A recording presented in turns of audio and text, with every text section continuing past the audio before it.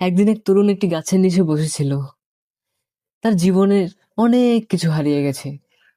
কিছু মানুষ, কিছু স্বপ্ন, কিছু সুযোগ। সে গাছটার দিকে তাকিয়ে দেখলো একটার পর একটা পাতা ঝরে পড়ছে। তরুণটা মনে মনে বলল, পাতাগুলো কি জানে ঝরে গেলে আর সে গাছে ফিরতে পারবে না?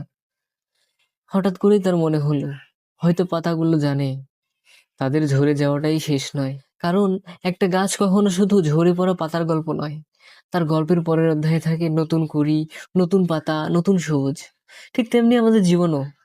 কিছু মানুষ চলে যাবে, কিছু সম্পর্ক ভেঙে যাবে, কিছু স্বপ্ন পূরণ হবে না, আবার কিছু দরজা আমাদের জন্য বন্ধও হয়ে যাবে।